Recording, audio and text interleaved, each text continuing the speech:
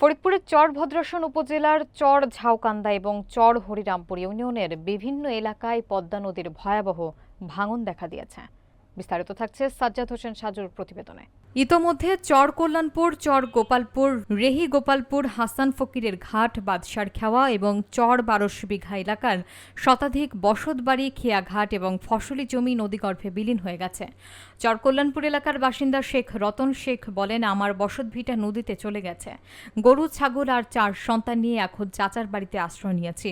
পদ্মা মাত্র ১৫ হাত দূরে। স্থানীয়দের দাবি, যদি এখনই ব্যবস্থা না নেওয়া হয় তাহলে সরকারি আশ্রয়ণ প্রকল্প সহ পুরো ইউনিয়ন হুমকির মুখে পড়বে।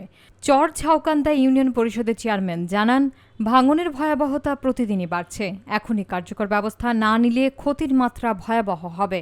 এ বিষয়ে চর ভদ্রাসন উপজেলা নির্বাহী কর্মকর্তা মনিরা খাতুন বলেন, ফরিদপুর পানি উন্নয়ন বোর্ডের সঙ্গে যোগাযোগ করা হয়েছে। জরুরি ভিত্তিতে ভাঙন রোধে ব্যবস্থা নেওয়ার আলোচনা চলছে। হাফ কিলোমিটার হবো ভেঙে গেছে আমি ১৫০ বিঘা জমি নদীতে ভেঙে নিয়ে গেছে। আমাকে বাড়িও মনে করেন পদ্মা ভাঙছে, আমরা সরকারের কাছে একটু আবেদন, আমাদের ফসলের জমি ভেঙে নিয়ে গেছে, সরকারের কাছে এটুকু আবেদন যেন আমরা কিছু সাহায্য অথবা পাই, এইটুকুই আমাদের সরকারের কাছে আবেদন।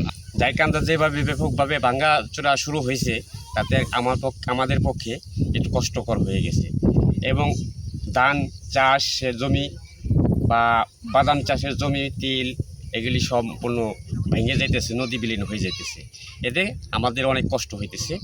এই ফসলের জমি যারা কৃষক যারা চাষ করে তাদের ফসলের জমি ভাঙ্গা নিয়ে যাইতেছে নদীতে। তা আমি অনুরোধ করব উপরের উদ্যোগতা কর্মকর্তা, যে পানি উন্নয়ন বোর্ডের যে চেয়ারম্যান আছেন তার দৃষ্টি আকর্ষণ করছি, সে যেন এই চর ঝাউকান্দা ইউনিয়ন, গোপালপুর চর এবং চর কল্যাণপুর চর এদিকে যেন লক্ষ্য করে এবং সুদৃষ্টি দেয়, মানুষ যেন ভালো থাকতে পারে। তারা কৃষক, অনেক কষ্ট করে, তারা যেমন তিল, বাদাম এই বর্ষায় সব তলায় যায়, এগুলো দেখার মতো কেউ নাই।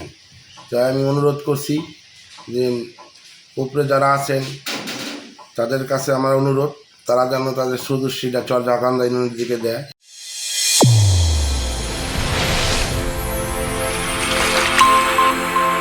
চ্যানেল A1 হৃদয়ের স্পন্দন।